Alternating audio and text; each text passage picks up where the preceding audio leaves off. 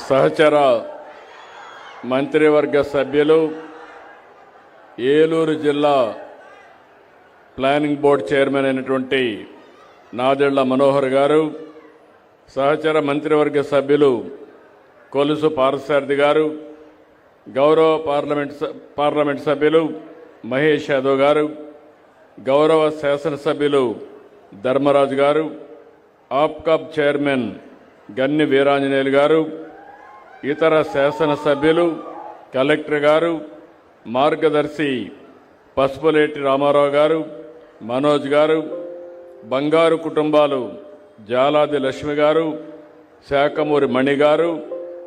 ఈరోజే నేను ఒక ఇంటికి పోయాను. ఆ ఇంటికి పోయి ఒక కిడ్నీ పేషెంట్, చాలా కష్టాల్లో ఉండే వ్యక్తికి నేరుగా 10,000 రూపాయలు నెలవారీగా పింఛన్ నేనే డిస్ట్రిబ్యూట్ చేసి ఇక్కడికి వచ్చాను. ఆ కుటుంబం యొక్క బాధ మీరు చూస్తే, తల్లికి బాగా లేకపోతే ఏం చేయాలో తెలియకుండా 10వ తరగతి పాస్ అయిన తర్వాత ఆవిడ కుమార్తె గుడ్ల వాసవి 10వ తరగతి నిలిపేసి తల్లిని కాపాడుకోవడానికి అనునిత్యం పనిచేసే ఆ అమ్మాయిని చూస్తే చాలా ఒక్కోసారి కుటుంబాలు ఏ విధంగా చితికిపోతాయో అర్థమవుతుంది. అలాంటి మాధవిని ఈరోజు ఆ కుటుంబానికి నేను ఒకటే హామీ ఇచ్చాను. ఆ కుటుంబం అప్పులు చేసింది. ఈరోజు ఎన్డీఏ ప్రభుత్వం వచ్చిన తర్వాత ఈ 10,000 రూపాయలు ఇచ్చాం కాబట్టి ఆ 10,000 రూపాయలతో డయాలసిస్ చేసుకుంటూ కనీసం బ్రతికే పరిస్థితి వచ్చింది. అలాంటి ఒక మంచి కార్యక్రమానికి 10,000 రూపాయలు ఇచ్చామంటే అది నాకు చాలా సంతోషం. ఇది సాధ్యమైందంటే ఒక పక్క తెలుగుదేశం, ఇంకొక పక్క మిత్రుడు పవన్ కళ్యాణ్ గారు, బీజేపీ నరేంద్ర మోడీ గారు ముగ్గురం కలిసి ఎన్నికల ముందు మీ అందరికీ చెప్పాం. మేము ఆ రోజు ఒక మాట చెప్పాం. ఈరోజు మా కలయిక మా కోసం కాదు, ఈ రాష్ట్రాన్ని పునర్నిర్మాణం చేయాలి. పూర్తిగా నిర్వీర్యమైనటువంటి ఆర్థిక వ్యవస్థ, విధ్వంసమైనటువంటి ఈ రాష్ట్రాన్ని పునర్నిర్మాణం చేసుకోవాలి. నిండు మనసుతో ఆశీర్వదించమని మిమ్మల్ని కోరాం. ఆ రోజు మేము చెప్పిన మాటలు మీకు గుర్తుంటాయి. ఆ రోజు మేము చెప్పింది అభివృద్ధి చేస్తాం, సమిక్షేమం ఇస్తాం, సుపరిపాలనకు నాంది పలకతామని నేను, పవన్ కళ్యాణ్ గారు, నరేంద్ర మోడీ గారు మీకు మాట ఇచ్చాం. ఇచ్చిన మాటకు మిమ్మల్ని అందరినీ చూస్తే మామూలు స్పందన కాదు, నా జీవితంలో ఎప్పుడూ చూడనటువంటి స్పందన. ఎవరిని అభ్యర్థిని పెడితే వాళ్ళు గెలిపించారు. 94% స్ట్రైక్ రేట్ అంటే 57% ఓట్లేసి గెలిపించిన ఘనత రాష్ట్ర ప్రజానీకానిది. 175 అసెంబ్లీ సీట్లలో 164 సీట్లు గెలిపించారు. అది చూసిన తర్వాత మా బాధ్యత పెరిగింది. మేము ఆ రోజు మీకు హామీ ఇచ్చాం, సూపర్ 6 అన్నాం. సూపర్ 6 అంటే చాలామంది ఎగతాళి చేశారు, అసాధ్యం అన్నారు. ఈరోజు చెప్తున్నా, సూపర్ 6ని సూపర్ హిట్ చేసింది ఎన్డీఏ ప్రభుత్వాన్ని మరొకసారి విజ్ఞప్తి చేస్తున్నాను. నెలవారీగా పింఛన్లు, ఇది ఒక సరికొత్త రికార్డు. ఈరోజు మీరు చూస్తే రేపు 14కి ఎగ్జాక్ట్గా 18 నెలలు అవుతుంది. 18 నెలల్లో ఒక్క పింఛన్ల కోసం 50,000 కోట్ల రూపాయలు ఖర్చు పెట్టాం. ఇంకా లెక్కల్లో మీరు చూస్తే 50,763 కోట్ల రూపాయలు ఒక్క పింఛన్ కింద ఖర్చు పెట్టాం. ఈరోజు భారతదేశ చరిత్రలో ఏ రాష్ట్రం కూడా ఇంత పెద్ద మొత్తంలో డబ్బులు ఖర్చు పెట్టడం లేదు. ఒకసారి మీరు చూస్తే మనం సంవత్సరానికి 32,143 కోట్లు ఖర్చు పెడుతున్నాం. మన తర్వాత ఖర్చు పెట్టే రాష్ట్రం తెలంగాణ 8,179 కోట్లు. కర్ణాటక మనకంటే ధనిక రాష్ట్రం, మనకంటే పెద్ద రాష్ట్రం, వాళ్ళు ఖర్చు పెట్టేది 4,712 కోట్లు. మహారాష్ట్ర మనకంటే రెండింతలు మూడింతల రాష్ట్రం, అది రెండింతలు ఉంటుంది, వాళ్ళు ఖర్చు పెట్టేది 3,541 కోట్లు. Financial capital of India. Tamil Nadu ఆర్థికంగా చాలా ముందున్నారు, అయినా వాళ్ళు ఖర్చు పెట్టేది 3,780 కోట్లు. ఉత్తరప్రదేశ్ మనకంటే 3 రెట్లు పెద్ద రాష్ట్రం, ఆ రాష్ట్రంలో వాళ్ళు ఖర్చు పెట్టేది 520 కోట్లు. గుజరాత్లో కూడా మీరు చూస్తే 1,584 కోట్లు. అంటే ఎందుకు ఈ మాట చెప్తున్నారంటే దగ్గర సంవత్సరానికి 33,000 కోట్లంటే 5 ఏళ్లలో మినిమం 1,65,000 కోట్ల రూపాయలు నెలవారీగా పేదలకు పింఛన్లు ఇచ్చే ఏకైక ప్రభుత్వం ఈ ప్రభుత్వం. 63,25,999 మందికి ఇస్తున్నాం. 2,739 కోట్లు పింఛన్ రూపంలో ఇస్తున్నాం. ఒకప్పుడు ఎవరైనా భర్త చనిపోతే భార్యకు పింఛన్లు ఇచ్చేవారు కాదు, వెయిట్ చేసేవాళ్ళు. ఈరోజు ఆటోమేటిక్గా ఈ నెలలో చనిపోతే మొదటి తారీఖున మళ్ళీ పింఛన్ భార్యకి ఇస్తున్నాం. ఈ నెలలో మీరు చూస్తే 7,533 మందికి 3 కోట్ల రూపాయలతో పింఛన్లు విడుదల చేశాం. ఇంకో పక్కన మీరు ఒకసారి చూస్తే మన జనాభా 4,93,00,000 మంది, అందులో 13% అంటే 100 మందికి 13 మందికి పింఛన్ వస్తుంది. కొంతమందికి 4,000 వస్తుంది, కొంతమందికి 6,000 ఇస్తున్నాం దివ్యాంగులకి. కొంతమంది ఇలాంటి క్రానిక్ పేషెంట్లు ఉంటే వాళ్లకు 10,000 ఇస్తున్నాం. బెడ్కే పరిమితమై వాళ్ళకు ఇంట్లో వాళ్ళు సేవ చేయాలనుకుంటే అలాంటి వాళ్లకు 15,000 ఇస్తున్నాం. ఈ విధంగా ఇచ్చే ఏకైక ప్రభుత్వం మీరు గుర్తుపెట్టుకోవాల్సిన అవసరం ఉంది. పింఛన్లు కూడా 59% మహిళలకే వస్తున్నాయి. మనం ఇచ్చే డబ్బుల్లో ఇప్పటి వరకు 50,000 ఇస్తే 30,000 కోట్ల రూపాయలు మహిళలకే ఇచ్చామని చెప్పి కూడా నేను మీకు తెలియజేస్తున్నా. ఒకప్పుడు ఒక నెలలో తీసుకోకపోతే ఎగ్గొట్టేవాళ్ళు, రెండో నెల 2 నెలలు ఇస్తున్నాం. 1,39,677 మందికి ఇస్తున్నాం, అంటే 114 కోట్లు ఇస్తున్నాం. 3 నెలలు కానీ 2 నెలలు తీసుకోకపోతే 3వ నెల ఇస్తున్నాం. ఇది కూడా 13,305 మందికి ఇస్తున్నాం, 16 కోట్లు ఇస్తున్నాం. మీరందరూ ఒకటి గుర్తుపెట్టుకోవాలి, పింఛన్లు ప్రారంభించింది నందమూరి తారక రామారావు గారు 84లో. 75 రూపాయలు పింఛన్ 200 చేసింది. తర్వాత నేను అప్పట్లో 35కే ఇచ్చాం, 35ని 75 చేశాం. ఆ తర్వాత 14లో 200ని 1,000 రూపాయలు చేశాం. ఈరోజు మళ్ళీ ఎన్డీఏ ఆధ్వర్యంలో మేము ఆలోచించాం. కష్టాలున్నాయి, అప్పులున్నాయి, ఆదాయం లేదు, కానీ చెప్పిన మాట నిలబెట్టుకోవడానికి ఒకేసారి 4,000 రూపాయలు మిగిలిన వాళ్ళకి పెంచి మిమ్మల్ని ఆదుకున్నామని చెప్పి కూడా నేను మీకు తెలియజేస్తున్నా. నన్ను విమర్శించే వాళ్ళు గుర్తుపెట్టుకోవాల్సిన అవసరం ఉంది. మీరు పెంచింది 5 ఏళ్లు ముక్కుతూ మూలుగుతూ 250 పెంచుకుంటూ పోయారు. నేను ఒక్క నిమిషం కూడా ఆలోచించకుండా పెంచిన ఆ రోజు చెప్పాం, మేము ఏప్రిల్ నుంచి ఇస్తామంటే ఏప్రిల్ నెల నుంచి మీకు బకాయిలు కూడా ఇచ్చిన ప్రభుత్వం ఈ ఎన్డీఏ ప్రభుత్వం అని చెప్పి కూడా నేను మీకు తెలియజేస్తున్నా. ఈ ఒక్కటే కాదు, ఇంకొక పక్క మీరు చూస్తే తల్లికి వందనం. నేను పిల్లల్ని చూస్తున్నా, తల్లులందరూ పిల్లలు నాకు చూపిస్తున్నారు, చూపించి వాళ్ళ దగ్గర చెయ్యులూపిస్తున్నారు. మేము గర్వపడుతున్నాం. అదే మా కమిట్మెంట్. ఈ రాష్ట్రంలో ప్రతి ఒక్క పిల్లలకు న్యాయం చేసే బాధ్యత, పిల్లలు భారం కాదు, మీకు ఆదాయాన్ని ఇచ్చే బాధ్యత.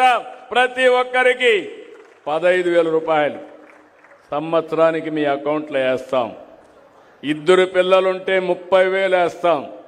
5 మంది ఉంటే 75,000 వస్తుంది. నేను ఇటీవల కాలంలో చూస్తున్న, ఒకప్పుడు నేను కూడా ఫ్యామిలీ ప్లానింగ్ గురించి మాట్లాడాను, జనాభా పెరగకూడదని మాట్లాడాను. ఇప్పుడు జనాభా తగ్గిపోతా ఉంది. అందుకే ఆలోచిస్తున్నాను, కనీసం ప్రతి ఒక్క కుటుంబం, ప్రతి ఒక్క కప్పులు 3 పిల్లల్ని మీరందరూ కూడా కనాల్సిన అవసరం ఉంది. ఇది నా కోసరం కాదు, ఈ రాష్ట్రం కోసరం. ఎందుకంటే జనాభా తగ్గిపోతే భవిష్యత్తులో మనం మెషిన్లకు సేవ చేయాల్సి వస్తుంది. అందుకనే మనం ఆలోచించుకోవాల్సింది, జనాభాని కానీ మనం సమతుల్యంగా పెంచుకుంటూ పోగలిగితే ప్రపంచానికి ఆదర్శంగా భారతదేశం ఉంటుంది, అగ్రదేశంగా భారతదేశం ఉంటుంది. దానికి చిరునామాగా ఆంధ్రప్రదేశ్ ఉంటుందని చెప్పి కూడా నేను మీకు తెలియజేస్తున్నా. ఇంకో పక్కన దీపం 2 మా ఆడబిడ్డలు. ఏమమ్మా, అప్పుడప్పుడు మీరు ఆలోచిస్తూ ఉంటారు ఇంకా ఎక్కువ చేయాలని. నేను అడుగుతున్నా, మీకు ఆ రోజు వంట గ్యాస్ ఇచ్చింది, సిలిండర్ ఇచ్చింది నేనే ఇచ్చాను. కట్టె పొయ్యలు పెట్టుకుని పొగంతా వస్తూ ఉంటే నా తల్లి పడిన కష్టం నా ఆడబిడ్డలకు పడకూడదని 95-90 వంట గ్యాస్ సిలిండర్లు ఇచ్చాను. ఈసారి మళ్ళీ మీరు కొంతమంది వంట చేయాలంటే ఖర్చు ఎక్కువ అవుతుందంటే మొట్టమొదటిసారిగా 3 సిలిండర్లు ఉచితంగా సంవత్సరానికి ఇస్తున్నాం. అది ఈ ప్రభుత్వం చేపట్టిన కార్యక్రమం. ఇక్కడ మా మంత్రి మనోహర్ గారిని అభినందిస్తున్నా. గ్యాస్ సిలిండర్లు కానీ, అదే సమయంలో ప్యాడీ ప్రొక్యూర్మెంట్ కూడా రైతులందరూ ఇక్కడ ఉన్నారు. గత ప్రభుత్వం 1,650 కోట్ల రూపాయలు అప్పు పెడితే ఆ అప్పంతా ఇచ్చి ఈరోజు మీరు వరి ధాన్యం ఇచ్చినటువంటి మ్యాక్సిమం 24 గంటలు 5-6 గంటల్లోనే మీ అకౌంట్లో డబ్బులు వేస్తున్నామంటే అది ఈ ప్రభుత్వం యొక్క పనితనం. ఇది కాకుండా ఈరోజు మీరు ఒకసారి చూస్తే స్త్రీ శక్తి, ఉచిత ప్రయాణ సౌకర్యం, జల్సాగా మా ఆడబిడ్డలు ఎక్కడికి పోవాలన్నా 1 పైసా ఖర్చు లేకుండా మీరు వెళ్ళే సౌకర్యం ఏర్పాటు చేశాం. దీనివల్ల చాలా వరకు మీకు ఫ్రీడమ్ రావడమే కాకుండా మొబిలిటీ వస్తుంది. మొబిలిటీ వచ్చిన దానివల్ల మీరు బయట ఏదైనా పనులుంటే మీరు చేసే పరిస్థితి వస్తుంది. తద్వారా నాలెడ్జ్ కూడా వస్తుంది. అన్ని ఆర్టీసీ బస్సులు కళకళలాడుతున్నాయి. దగ్గర 25 కోట్ల మంది ప్రయాణం చేశారు. దగ్గర 855 కోట్లు ఆర్టీసీకి మేము డబ్బులు కడుతున్నాం. ఎంతైనా పర్వాలేదు, నా ఆడబిడ్డల గౌరవాన్ని కాపాడే బాధ్యత ఈ ప్రభుత్వం తీసుకుంటామని మరొక్కసారి మీకు హామీ ఇస్తున్నా. మొన్నటి వరకు ఎక్కడ చూసినా మన పిల్లలు చదువుకోవాలంటే టీచర్లు లేని పరిస్థితి. 16,347 మంది మెగా డిఎస్సి సంవత్సరంలో పూర్తి చేసి అందరికీ పోస్టింగ్స్ ఇచ్చి పంపించాం. అన్నదాత సుఖీభవ. ఈరోజు 20,000 ఇస్తా ఉన్నాం. కేంద్రం 6,000, రాష్ట్రం 14,000. ఒకప్పుడు ప్రభుత్వం ఇచ్చింది 7,000 ఇస్తే దాన్ని 2 చేసి 14,000 రూపాయలు చేశాం. ఇంకో పక్కన ఈరోజు మీరు చూస్తే ఎక్కడికక్కడ అన్ని విధాల ఈ ప్రభుత్వం మీకు ముందుంటాం. ఇప్పుడే ఇక్కడుండి స్వర్ణ గ్రామం యొక్క సెక్రటరీ ఒక మాట చెప్పాడు. నేను 5 ప్రిన్సిపల్స్ పెట్టాను. రాష్ట్ర రైతాంగం బాగుండాలి, వీళ్ళ జీవితాల్లో వెలుగు రావాలి, వ్యవసాయం గిట్టుబాటు కావాలి, వ్యవసాయం చేసిన రైతు నష్టపోకుండా ఉండడానికి 5 ప్రిన్సిపల్స్ పెట్టుకున్నాం. Water security. ఒకప్పుడు నేను ఏలూరు చూసేవాడిని, వెస్ట్ గోదావరి జిల్లా, భీమవరం ఆ పక్క డెల్టాకు పోతే ఎన్ని నీళ్లు కావాలని ఉంటాయి. మెట్ట ప్రాంతాలకు వస్తే పాతాళగంగ మారిగా చాలా కిందికి నీళ్లు వెళ్ళిపోయే పరిస్థితి వచ్చింది. ఆ రోజు ఈ ప్రాంతంలో ఉచిత కరెంట్ ఇమ్మంటే ఆ రోజు లో వోల్టేజ్ ఉంటే పరిష్కారం చేశాం. ఈరోజు ఇక్కడ అందరి రైతాంగానికి విజ్ఞప్తి చేస్తున్నా, మీరంతా పామాయిల్ వేశారు. ఆ పామాయిల్ రావడానికి కారణం ఆ రోజు నందమూరి తారక రామారావు గారు మలేషియా నుంచి తీసుకొచ్చారు. ఈరోజు అది ఒక లాభసాటిగా వాణిజ్య పంటగా తయారయ్యే పరిస్థితి వచ్చింది. మొన్ననే ఇంటింటికి వచ్చి రైతులను కలిశాం. ఎల్లుండ మళ్ళీ ఒకసారి రైతు సేవా కేంద్రాల వారిగా ఎలాంటి పంటలు వేయాలి, ఏ విధంగా వ్యవసాయం చేయాలి, మిమ్మల్ని అందరినీ ఏ విధంగా ముందుకు తీసుకుపోవాలనో 5 ప్రిన్సిపల్స్తో. ఒకటి వాటర్ సెక్యూరిటీ. పోలవరం ఉంది, 3 మీటర్లు నీళ్లున్నాయి. అదే ఏలూరు జిల్లా ఉంది, 16.2 మీటర్లు కిందన నీళ్లున్నాయి. మనకు పామాయిల్ కూడా ఎక్కువ నీళ్లు కావాలి. అలాంటప్పుడు ఈ నీళ్లు కానీ మనం కానీ ఇది చేసుకోగలిగితే, పక్కనే గోదావరి ఉంది, రైట్ మెయిన్ కెనాల్ ఉంది, నీళ్లన్నీ విజయవాడకు పోతాయి. రేపు రాబోయే రోజులు ఇప్పుడే మహేష్ యాదవ్ గారు చెప్పినట్టు తప్పకుండా తొందరలోనే చింతలపూడి లిఫ్ట్ ఇరిగేషన్ కూడా తీసుకొస్తాం.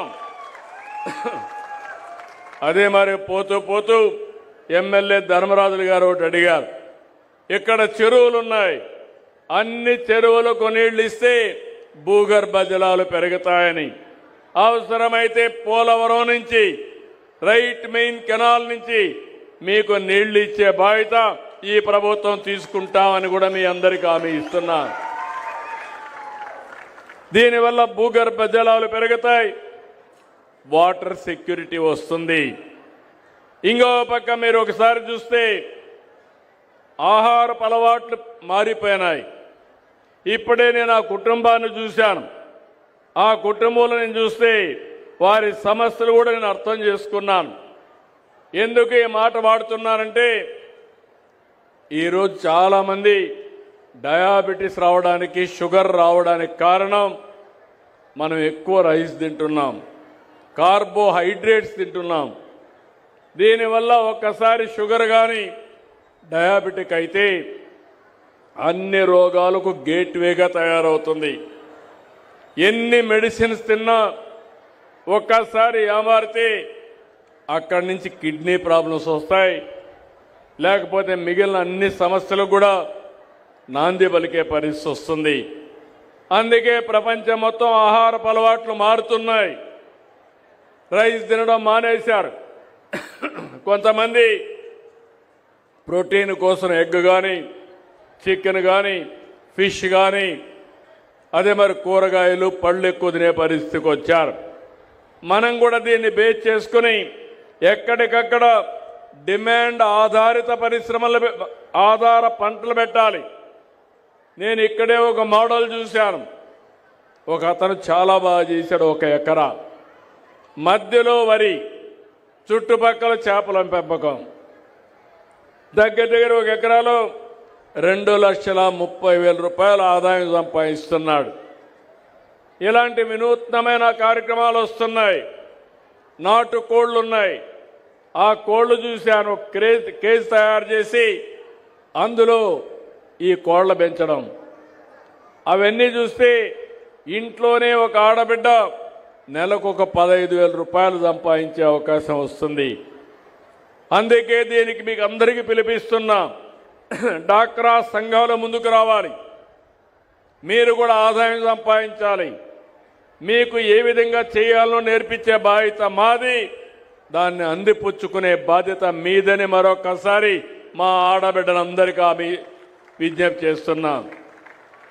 టెక్నాలజీ మారింది, అందుబాటులోకి వచ్చింది. ఈరోజు ఇక్కడ నేను చూస్తున్నాను, ఈరోజు డ్రోన్ ఉంది. డ్రోన్ కానీ పామాయిల్ తోటల మీద రన్ చేస్తే ఏ చెట్టు రోగం ఉన్నా సరిగా లేకపోయినా అది డయాగ్నోస్ చేస్తుంది. నేరుగా ఆ చెట్టునే కరెక్ట్ చేసే పరిస్థితి వస్తుంది. ఇలాంటి కొత్త కొత్త టెక్నాలజీస్ వచ్చాయి. దీనివల్ల ఆదాయం పెరుగుతుంది, ప్రొడక్టివిటీ పెరుగుతుంది, దిగుబడి పెరిగే అవకాశం వస్తుంది. నేను అందుకని టెక్నాలజీని ఎక్కువ వాడుతున్నాను.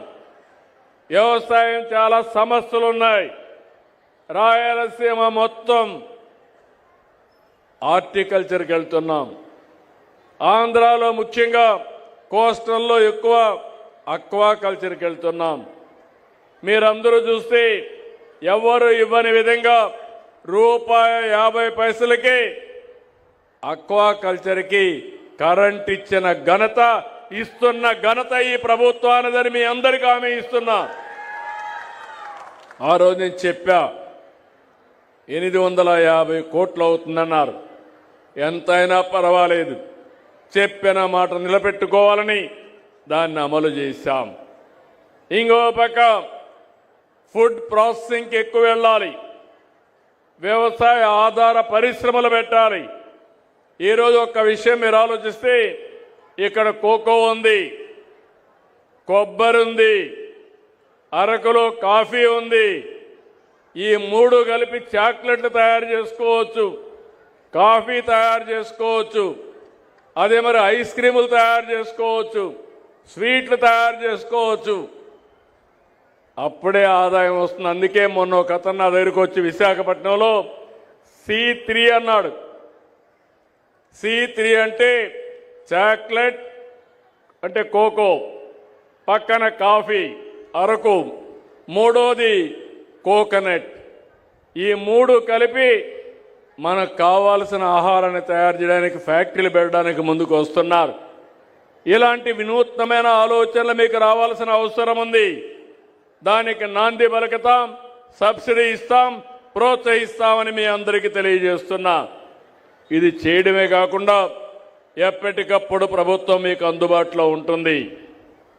ఎప్పుడైనా ఇబ్బంది వస్తే సరైన గైడెన్స్ ఇస్తాం, మిమ్మల్ని ఆదుకుంటాం, సబ్సిడీలు ఇస్తాం. అయితే మీరు కూడా గుర్తుపెట్టుకోవాలి, అందరూ రైతులు. మనం చిన్నప్పటి నుంచి మాకు వ్యవసాయం తెలుసని బయట ప్రపంచంలో మార్పులు వస్తే మనం మారకపోతే ఏ ప్రభుత్వం కూడా ఆదుకోలేదు. ఆ విషయం మీరు గుర్తుపెట్టుకోవాల్సిన అవసరం ఉంది. రైతులకు ఇబ్బందులు ఉన్నాయి. అయితే ఆ ఇబ్బందులు అధిగమించాలంటే మీరు మేము కలిసి సమిష్టిగా పనిచేస్తే తప్ప ఈ సమస్యకు పరిష్కారం రాదు. ఈ విషయం మీరు గుర్తుపెట్టుకోవాలి. అందుకే 3వ తారీఖున రైతు సేవా కేంద్రం వారిగా ఏ పంటలు ఉన్నాయి, పంటల మార్పిడి ఏ విధంగా చేయాలి, టెక్నాలజీ ఏ విధంగా ఉపయోగించుకోవాలి, ఈ విషయాలపైన చర్చ చేస్తున్నాం. నేను ఒక మాట మీరు గుర్తుపెట్టుకోవాల్సింది, సంక్షేమం, అభివృద్ధి, సుపరిపాలన. ఆ రోజు మాట ఇచ్చా, నేను పవన్ కళ్యాణ్ గారు చెప్పాం, అది ఈరోజు చేసి చూపించాం. 2029కి 20 లక్షల ఉద్యోగాలు ఇస్తాన్నాం. మొన్నే విశాఖపట్నంలో పెట్టుబడుల సదస్సు జరిగింది. 13,25,000 కోట్ల రూపాయలు పెట్టుబడులు పెట్టడానికి ముందుకు వచ్చారు. అప్పటికి 8,80,000 కోట్ల పెట్టుబడులు వచ్చాయి. ఈరోజు ఈ రెండు అయితే దగ్గర 24 లక్షల మంది పిల్లలకు ఉద్యోగాలు వస్తాయి. అది మా గ్యారంటీ అని మరొకసారి మీ అందరికీ హామీ ఇస్తున్నా. ప్రతి నియోజకవర్గంలో జాబ్ మేళాలు పెడుతున్నాం. 3 నెలలకు ఒకసారి జాబ్ మేళా పెడతాం. ఎక్కడ ఉద్యోగాలు ఉంటే యజమాన్యాలు వస్తాయి, ఇక్కడుండే పిల్లల్ని రిక్రూట్ చేస్తాయి. ఇంకో పక్క ఇక్కడుండే మీ అందరినీ కోరుతున్నాను, ఇక్కడ కూడా పరిశ్రమలు రావాలి. పరిశ్రమలు రావాలంటే మీలో కూడా ఆలోచన విధానం మారాలి. వెస్ట్ గోదావరి జిల్లా అంటే, పాత జిల్లా కానీ ఏలూరు అంటే మీ ఆలోచన ఇక్కడ పరిశ్రమలు రావని. అది కాదు, ఇక్కడ కూడా రావాలి. అందుకే ఇప్పుడు కొత్తగా ఒకటి తీసుకొచ్చాను. ఒకప్పుడు ఒక పాలసీ పెట్టాను, 1 ఫ్యామిలీ 1 ఐటీ ప్రొఫెషనల్ అని. 25 ఏళ్ల ముందు పెడితే ఈరోజు హైదరాబాద్ నగరానికి వెళ్తే ఆ పాలసీ వల్ల సంపద వచ్చింది. తెలుగు వాళ్ళు ప్రపంచం మొత్తం వెళ్ళారు. ఈరోజు ప్రపంచంలో ఎక్కువ ఆదాయం సంపాదించే వారికి చిరునామాగా ఈ తెలుగు జాతి ఉందంటే ఆ రోజు చూపించిన చొరవ, ఒక్క నిర్ణయం. ఈరోజు అందుకే ఇంకొక మాట అంటున్నాను, 1 ఫ్యామిలీ 1 ఆంటర్‌ప్రెన్యూర్. కుటుంబానికి ఒక పారిశ్రామికవేత్త. అది ఎంఎస్ఎంఈ కావచ్చు, మైక్రో ఎంటర్ప్రైజ్ కావచ్చు, రైతులు కావాలంటే ఫార్మర్స్ ప్రొడ్యూసర్స్ ఆర్గనైజేషన్స్ కావచ్చు. ఇవి పెట్టుకుంటే మీరు పండించే పంటల నుంచి మనం ఆదాయాన్ని సంపాదించుకోవడం, మధ్యవర్తులు లేకుండా మన పనులు, మన వ్యవసాయ ఉత్పత్తులు మనం చేసుకునే పరిస్థితి వస్తుంది. అందుకే వ్యవసాయానికి ఎక్కువ ప్రాధాన్యత ఇచ్చి అగ్రితో పాటు ఈ ప్రాంతంలో పరిశ్రమలు కూడా తీసుకొస్తాం. ఇంకో పక్క ఈరోజు మనం ఒకసారి చూసినప్పుడు ఇక్కడ ఏలూరు ప్రాంతంలో ఇప్పుడే కలెక్టర్ గారు మాట్లాడుతూ ఒక మాట చెప్పారు,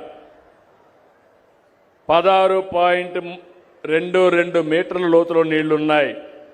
దాన్ని పటిష్టం చేయాల్సిన బాధ్యత కూడా ఉంది.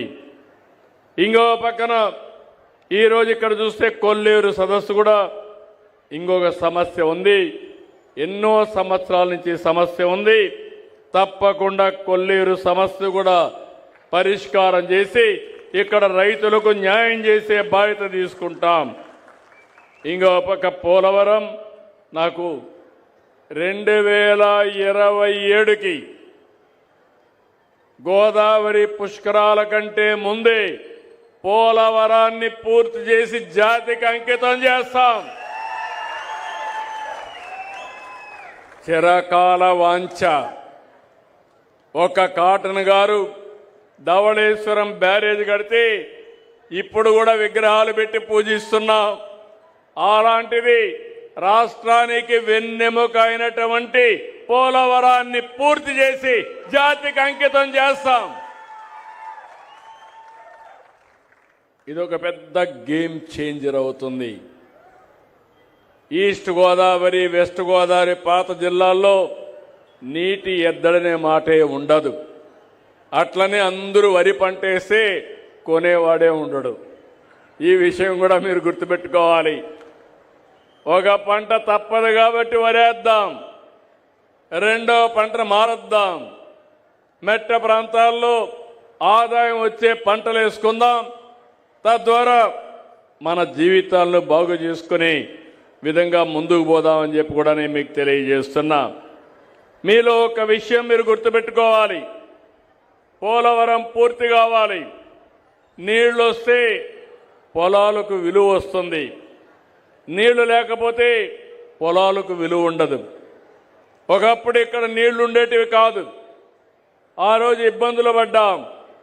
తర్వాత పామాయిల్ వేసాం. ఈరోజు మీరు చూస్తే డెల్టా కంటే మెట్ట ప్రాంతంలోనే భూముల రేట్లు ఎక్కువ. అవునా కాదా అని మిమ్మల్ని అడుగుతున్నా. ఆదాయం కూడా ఎక్కువ.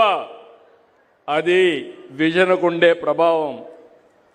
అదే సమయంలో రేపు రాబోయే రోజుల్లో మీరు చూస్తే, ఒకప్పుడు హైదరాబాద్ నేను చూశాను నా కళ్ళ ముందరనే. జూబ్లీ హిల్స్ అనేది డెడ్ ఎండ్. ఆ పక్క ఏముండేది కాదు, గుట్టలు, రాళ్ళు, లేకుంటే కారు కూడా పోయేది కాదు. ఆ రోజు ఒక హైటెక్ సిటీతో ప్రారంభించాం. తర్వాత ఐటీకి ప్రాధాన్యత ఇచ్చాం. ప్రపంచాన్ని మొత్తం కంపెనీలు తీసుకొచ్చాం. చుట్టుపక్కల కావాల్సిన ఇన్ఫ్రాస్ట్రక్చర్ డెవలప్ చేశాం. ఈరోజు మీరు అక్కడ చూస్తే కోకాపేట ఒకప్పుడు 10,000 రూపాయలు ఎకరా ఉంటే ఇప్పుడు 170 కోట్లు 160 కోట్లు ఎకరా అమ్ముతా ఉంది. అంటే అభివృద్ధి జరిగితే భూమికి రెక్కలు వస్తాయి. మనుషుల మేధాశక్తికి ఆదాయం పెరిగే పరిస్థితి వస్తుంది. అభివృద్ధి అనేది చాలా ముఖ్యం. ఈ విషయం కూడా మీరు గుర్తుపెట్టుకోవాల్సిన అవసరం ఉంది. తెలంగాణ ప్రభుత్వం 10 ఎకరాలు అమ్మితే 1355 కోట్లు వచ్చింది. ఇది మీరందరూ గుర్తుపెట్టుకోవాల్సింది. ఇలాంటివన్నీ కూడా జరిగే అవకాశం వస్తుంది. నేను అనంతపూర్ బాగా వెనుకబడిన జిల్లా, కరువు జిల్లా, ఎడారిగా మారిపోతున్నారు. మారిపోయే సూచనలు వచ్చాయి. రాయదుర్గంలో ఎడారిగా మారకుండా ఉండడానికి నేను ఆ రోజు డబ్బులు ఖర్చు పెట్టి కొంత కాపాడే ప్రయత్నం చేశాం. నా కళ్ళ ముందరిని ఆ జిల్లాను చూశాను. ఒకప్పుడు నీళ్లు లేక కరువు వస్తే వేరే ప్రాంతాల నుంచి నీళ్లు కూడా తీసుకుపోయి అక్కడ పశువులను కాపాడుకున్నాం. మన ఈస్ట్ వెస్ట్ గోదావరి నుంచి గడ్డి తీసుకుపోయి వేగంలో ఆ పశువులను కాపాడుకున్న పరిస్థితి. ఈరోజు నీళ్లు ఇచ్చాం. హార్టికల్చర్ పంటలు పెట్టారు. మైక్రో ఇరిగేషన్ డబ్బులు ఇచ్చాం. ఈరోజు అనంతపూర్ జిల్లా ఆర్థికంగా అగ్ర జిల్లాగా తయారయ్యే పరిస్థితుందంటే ఇది తెలుగుదేశం పార్టీ, ఎన్డీఏ, నేను గాని మా మిత్రుడు పవన్ కళ్యాణ్ గాని ఆలోచించే విధానం అని మరొక్కసారి మీ అందరికీ విజ్ఞప్తి చేస్తున్నా. ఈరోజు అమరావతి ఉంది, మీరు గుర్తుపెట్టుకోవాలి. పోలవరం పూర్తి చేస్తే నీళ్లు వస్తాయి. విశాఖపట్నం మొన్నే మీరు చూశారు. విశాఖపట్నం నగరంలో గూగుల్ వచ్చి డేటా సెంటర్ ఏఐ పెట్టడానికి ముందుకొచ్చారు. మనకు ఆర్థిక సంస్కరణలు వచ్చిన తర్వాత మొట్టమొదటిసారిగా 15 బిలియన్ US అంటే దగ్గర దగ్గర 1,40,000 కోట్ల రూపాయలు పెట్టుబడులు పెడుతున్నారు. అది ఈ ప్రభుత్వం పైన ఉండే విశ్వసనీయతని మరొకసారి మీ అందరికీ విజ్ఞప్తి చేస్తున్నా. దీనివల్ల విశాఖపట్నం బ్రహ్మాండంగా అభివృద్ధి అవుతుంది.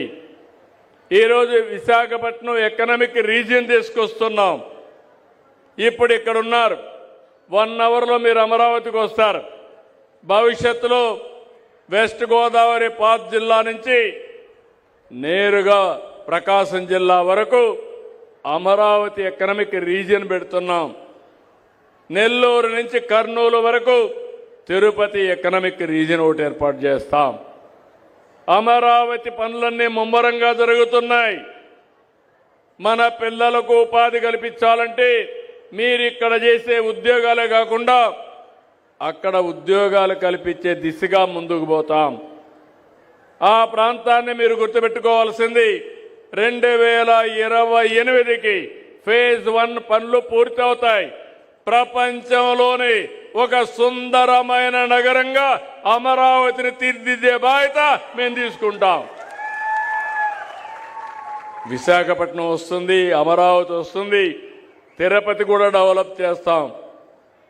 అక్కడ వెంకటేశ్వర స్వామి ఉన్నాడు. వెంకటేశ్వర స్వామి పేరు చెప్తే ప్రపంచంలో ఉండే హిందూస్ అంతా తిరుపతికి వచ్చే పరిస్థితికి వస్తారు. దాన్ని కూడా డెవలప్ చేస్తాం. కానీ మీరు పదే పదే మా మిత్రుడు పవన్ కళ్యాణ్ గారు చెప్తా ఉంటారు, రాబోయే 15 సంవత్సరాలు ఎన్డీఏ ప్రభుత్వం ఈ రాష్ట్రంలో ఉండాలనేది ఒక ఆకాంక్ష. ఈ ఆకాంక్ష అంటే దేనికోసం మీరు ఆలోచిస్తే 9 సంవత్సరాలు నేను ముఖ్యమంత్రిగా 95 నుంచి 2004 వరకు ఉన్నాను. అప్పుడే ఆ పనులన్నీ అయినాయి.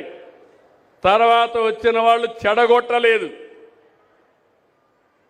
అదే కంటిన్యూయింగ్ గా పైకి వెళ్ళేది కానీ చెడగొట్టలేదు. హైదరాబాద్ ఆ స్థాయికి వచ్చింది. మీరు చూడండి, ఇదే యంత్రాంగం, ప్రభుత్వ యంత్రాంగం, ఇదే రాష్ట్రం 5 సంవత్సరాలు ఈ రాష్ట్రంలో అభివృద్ధి జరిగిందా అని మిమ్మల్ని అడుగుతున్నా. జరిగిందా తమ్ముళ్ళు అని మిమ్మల్ని అడుగుతున్నా.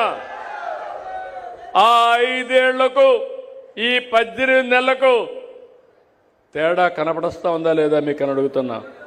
కనపడుస్తుందని చేలు పైకెత్తండి. అదే ఆ రోజుటికి ఈ రోజుటికి చూపించిన చొరవ.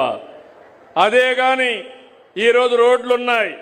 అందరూ ఇక్కడ మిత్రులందరూ చెప్పారు, రోడ్ల విషయంలో మీరు చూస్తే చాలా సమస్యలున్నాయి. కడాన గుంతలు పడితే మట్టి కూడా పూడ్చలా. మన రోడ్లన్నీ ఒకసారి వేసాం, కానీ మళ్ళా వర్షాల వల్ల దెబ్బతిన్నాయి.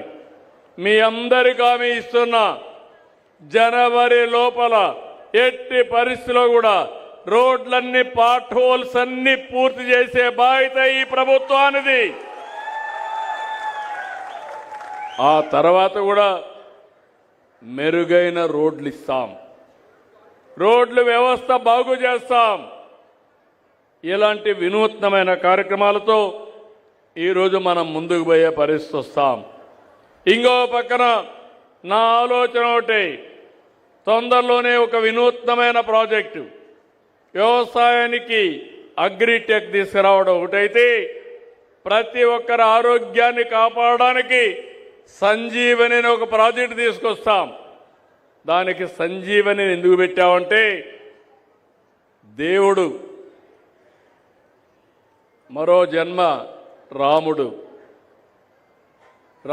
తమ్ముడు లక్ష్మణుడు యుద్ధంలో మూర్ఛపోతాడు. మూర్ఛపోతే మీకు చరిత్రతో తెలుసు. ఏం చేయాలని అడిగితే సంజీవని ఔషధం మొక్కంది అమ్మంటారు. ఎక్కడుందంటే నేరుగా పలాని పర్వతం దగ్గర ఉందంటే నేరుగా హనుమంతుడు అక్కడికి వెళ్ళిపోతాడు. మొక్క తెలియదు ఆయనకు, పర్వతాన్నే తీసుకొస్తాడు. తీసుకొచ్చి రాముడికి అప్పచెప్తే ఆ మొక్క తీసి ట్రీట్మెంట్ ఇస్తాడు. లక్ష్మణుడు బ్రతుకుతాడు. నా ప్రయత్నం కూడా మీ ఇంటి దగ్గరికి ప్రపంచంలో ఉండే వైద్య నాలెడ్జ్ని, మీకు ఏ సమస్య ఉంటే ఆ సమస్యకు సరి అయిన మందునిచ్చే విధానానికి నేను శ్రీకారం చుడతాం. అదే సంజీవని అని మరొక్కసారి విజ్ఞప్తి చేస్తున్నాను. అట్లని చెప్పి అందరం కూడా ఫుల్గా భోంచేద్దాం, అంతా కూడా డయాబెటీస్కి వచ్చినా పర్వాలేదు అనుకుంటే అది కుదరదు, దెబ్బతింటారు. దినానికి ఒక అర్ధ గంట కొంతమంది కష్టపడతారు, శారీరక కష్టం. కొంతమంది అది కూడా కష్టపడరు. కొంతమంది లైఫ్ని ఎంజాయ్ చేస్తాం, జాగ్రత్తగా చేస్తారు. కొంతమంది ఎప్పుడు రామ్దేవ్ చెప్తా ఉంటాడు, బాబా 120 సంవత్సరాలు తినాల్సిన ఫుడ్ని 20-30 ఏళ్ళు తినేస్తారు. దానివల్ల ఏమవుతుంది, 120 సంవత్సరాలు బతకవలసిన వ్యక్తి 30 ఏళ్లకే. అది సమస్య. అందుకే నేను ఆలోచిస్తున్నాను, క్వాలిటీ లైఫ్ ఉండాలి, జీవన ప్రమాణాలు పెరగాలి, మనం కూడా లైఫ్ స్టైల్స్ మార్చాలి. నేను చాలామందిని చూస్తూ ఉంటాను, కొంతమంది తాగి అడిక్ట్ అయిపోతూ ఉంటారు, కొంతమంది గంజాయికి బానిసలు అయిపోతూ ఉంటారు. మొన్న ఇటీవల కాలంలో చాలా చేశారు. గంజాయి వస్తే కనీసం ఒక్క రివ్యూ మీటింగ్ పెట్టలేదు. దానివల్ల అందరికీ అలవాటు అయిపోయింది. ఇటీవల కాలంలో మీరు చూస్తున్నారు, ఆడవాళ్ళు కూడా గంజాయి అమ్మే పరిస్థితికి వచ్చి ఇప్పుడు లేడీ డాన్స్ తయారైపోయే పరిస్థితికి వచ్చారు రాష్ట్రంలో. ఆ వైఎస్ఆర్ కాంగ్రెస్ పార్టీలో ఎంత ప్రమాదం అంటే, బాబాయిని చంపడానికి ఆ రోజు పైన చేశారని నేను పదే చెప్పాను. కానీ ఊరికొక మహిళలు కూడా నేరస్తులుగా తయారు చేసే పరిస్థితికి వచ్చారు. ఈరోజు ఒకసారి చూస్తే నేను ఆనందపడ్డాను. 95-96లో ఎయిడ్స్ వచ్చింది. ఆ రోజు ఎయిడ్స్ వస్తే ఎవరు మాట్లాడేవాళ్ళు కాదు. నేను 96లో ఒక మాట చెప్పాను, break silence, talk about AIDS అని. ఎయిడ్స్ ఎందుకు వస్తుందంటే సెక్స్ వల్ల వస్తుంది. అలాంటప్పుడు మీరు జాగ్రత్తగా లేకపోతే బలైపోతారని ఆ రోజు నేను చెప్పాను. ఆ రోజు ఎక్కడ ఎక్కువ వచ్చిందంటే నేషనల్ హైవేస్లో ఈ డ్రైవర్లు వీళ్ళంతా కూడా ఈ బ్యాడ్ బిహేవియర్ వచ్చి చాలామంది స్ప్రెడ్ చేసే పరిస్థితికి వచ్చారు. నేను ఆ రోజు ఇంకొక మాట కూడా మాట్లాడాను, మీ పిల్లలకి ఇంట్లో మాట్లాడమని చెప్పాను. తల్లి కానీ తండ్రి కానీ పిల్లల బిహేవియర్ మారాలంటే మీరు ఈ విషయాలు రహస్యాలని చెప్పి మాట్లాడకుండా ఉండద్దండి, చర్చ చేయమని చెప్పాను. ఈరోజు చూస్తే ఆ రోజు నేను చేసిన పనికి భారతదేశంలో ఎయిడ్స్ తక్కువ ఉండే రాష్ట్రం, బ్రహ్మాండంగా జయప్రదమైన రాష్ట్రం మన ఆంధ్రప్రదేశ్ రాష్ట్రం అని మీ అందరికీ తెలియజేస్తున్నా. నేను ఆ రోజు ఒక మాట చెప్పాను, ఈ రాష్ట్రంలో ముఠాలు ఉండడానికి వీలు లేదు. రాయలసీమలో ముఠాలున్నాయి, ముఠాల పైన ఉక్కుపాదం పెట్టాను. ఈరోజు రాయలసీమలో ముఠాలు లేవు, కానీ నేరాలున్నాయి. బాబాయిని గొడ్డలి వేటితో లేపేసి దాన్ని వేరే వాళ్ళ మీద వేసే నేరాలు ఉన్నాయి. అదే మరిగా హైదరాబాద్లో మత కలహాలు ఉండేటివి, మత విధ్వంసాలు ఉండేటివి, కర్ఫ్యూలు ఉండేటివి. ఆ రోజు నేను ఒక మాట చెప్పాను, మత విద్వేషాలు రెచ్చగొట్టే వాళ్ళని వదిలిపెట్టనని చెప్పి మత సామరస్యాన్ని కాపాడాం. ఈరోజు రాష్ట్రంలో మత విద్వేషాలు లేవు, తగ్గాయి. ఎక్కడ కూడా మతాల పేరిట్లా ఘోరాలు కూడా తగ్గే పరిస్థితికి వచ్చింది. మొన్న చూస్తే చాలా వచ్చాయి. దేవాలయాలపైన దాడులు జరిగాయి. ఈరోజు నేను అడుగుతున్నా, ఎవడైనా సరే సాహసం చేసి దేవాలయాలు కానీ ప్రార్థనాలయాలపైకి వస్తే అదే మీకు చివరి రోజున మరొక్కసారి హెచ్చరిస్తున్నా. ఆ రోజు తీవ్రవాదుల సమస్య నేను చెప్పాను, ఈ సమస్య కూడా కరెక్ట్ కాదు, దీనివల్ల అభివృద్ధి ఆగిపోతుందని చెప్పాం. దానిపైన నా మీదనే దాడి చేశారు. తిరుపతిలో సాక్షాత్తు వెంకటేశ్వర స్వామి నన్ను కాపాడాడు. ఈరోజు ఆ సమస్య కూడా పరిష్కారం అయ్యే పరిస్థితికి వచ్చింది. అంటే మనం ఒక మంచి సంకల్పంతో ముందుకు పోతే, కొంత సమయానికి మనం పనిచేస్తే అది సాధ్యం. నేను అందుకే ఈ మీటింగ్ ద్వారా మీ అందరికీ విజ్ఞప్తి చేస్తున్నా, నరేంద్ర మోడీ గారు సమర్థవంతమైన నాయకత్వాన్ని కేంద్రంలో ఇస్తున్నారు. 2047కి వికసిత్ భారత్ ద్వారా ప్రపంచానికి ఒక అగ్రదేశంగా, నెంబర్ 1 దేశంగా భారతదేశం తయారవుతుంది. అదే సమయంలో ఇక్కడుండే ఎన్డీఏ ప్రభుత్వం స్వర్ణాంధ్ర 2047 తయారు చేస్తున్నాం. నిర్దిష్టమైన లక్ష్యాలు ఇచ్చాం. ఈ ప్రభుత్వం 5 ఏళ్లలో మీ తలసరి ఆదాయాన్ని 2 చేస్తాం. ఈ విధంగా చేసుకుంటూ పోతే 2047కి తలసరి ఆదాయం 55 లక్షల రూపాయలు ఉంటుంది. ఇప్పుడు 3 లక్షల నుంచి 55 లక్షలు చేసే బాధ్యత తీసుకుంటామని కూడా మీకు తెలియజేస్తున్నా. నా ఆలోచన ఒకటి, అందరు పేదరికం పోవాలి, ఆర్థిక అసమానతలు తగ్గాలి, అందరికీ మెరుగైన జీవన ప్రమాణాలు రావాలి. అందుకే P4 తీసుకొచ్చాం. అది ఏ విధంగా అమలవుతుందో ఇప్పుడే మీతో మాట్లాడతాను. ఇక్కడికి వచ్చినప్పుడు ఎమ్మెల్యే ఇక్కడుండి ఆంజనేయులు గారు చెప్పినట్టు నారాయణపురం ఇంటర్ కాలేజీ రిపేర్లు అవన్నీ ఉన్నాయి, దాన్ని రివైవ్ చేయాలన్నారు. రెండోది నిడమర్లో సిహెచ్సి ఒక హాస్పిటల్ కావాలని కోరారు. మూడోది గణపవరం బీసీ హాస్టల్ బాగా డ్యామేజ్ అయింది, ఆ రిపేర్లు కావాలని చెప్పి అడిగారు. నల్లజర్ల టు లక్ష్మీపురం రోడ్డు కావాలని చెప్పి అడిగారు. ఇంకో పక్క పామాయిల్లో ఎల్టీ లైన్స్ అన్ని కూడా పక్కన వేసుకోవడానికి 25% వేస్తున్నారు. అట్లా కాకుండా 2-3% కావాలని చెప్పి అడిగారు. ఇవన్నీ చేసే బాధ్యత ఈ ప్రభుత్వం తీసుకుంటాం. ఇప్పుడే కలెక్టర్ గారికి ఆదేశాలు ఇస్తున్నా, ఎస్టిమేట్స్ కూడా తయారు చేసి పంపించమని కోరుతున్నా. ఏలూరు నుంచి జంగారెడ్డిగూడెం నేషనల్ హైవే కోరారు, అది కూడా రికమెండ్ చేస్తా. అదే మరి మహేష్ కూడా పనిచేసి దాన్ని కూడా సాధిస్తారని చెప్పి కూడా నేను మీకు తెలియజేసుకుంటూ, మరొక్కసారి ఇక్కడికి వచ్చినప్పుడు మీరు చూపించిన అభిమానం చూస్తున్నా.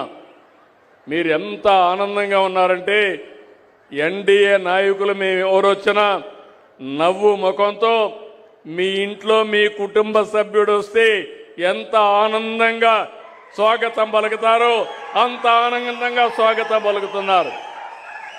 అది చూసినప్పుడు నాకు అనిపిస్తుంది దీనికంటే మాకేం కావాలని ఆలోచిస్తున్నా. అందుకే కష్టపడుతున్నాం. ఎప్పుడు కూడా ఇష్టపడి కష్టపడితే విసుగుండదు.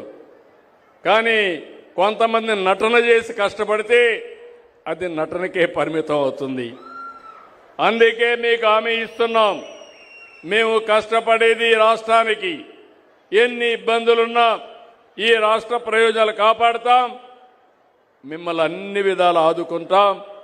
అల్టిమేట్గా 2047కి ప్రపంచంలోనే తెలుగు జాతి అగ్రజాతిగా తయారవుతుంది.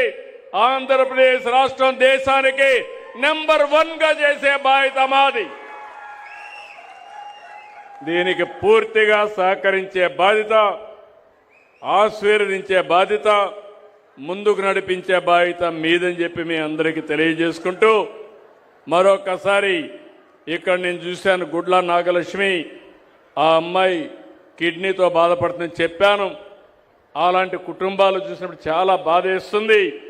సమస్య పరిష్కారం చేయడమే కాకుండా ఆ కుటుంబం అప్పుల పాలైంది.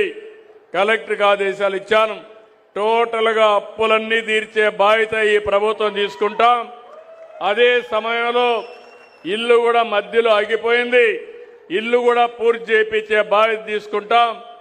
వాళ్ళ అబ్బాయి ఎంసీఏ చేస్తున్నాడు, టీసీఎస్లో పనిచేస్తున్నాడు. అతనికి కూడా మెరుగైన ఉద్యోగం ఇప్పించే బాధ్యత కూడా తీసుకుంటాం. అదే సమయంలో వాసవికి ఒక డ్రోన్ ఇప్పించి ఆవిడ ఆదాయం కూడా ఒక 25,000 రూపాయలు వచ్చేట్టుగా చేసి, అంతేకాదు ఆ అమ్మాయి కూడా ఈ సంవత్సరం ఇంటర్ పరీక్ష రాస్తుంది, తర్వాత డిగ్రీ రాస్తుంది.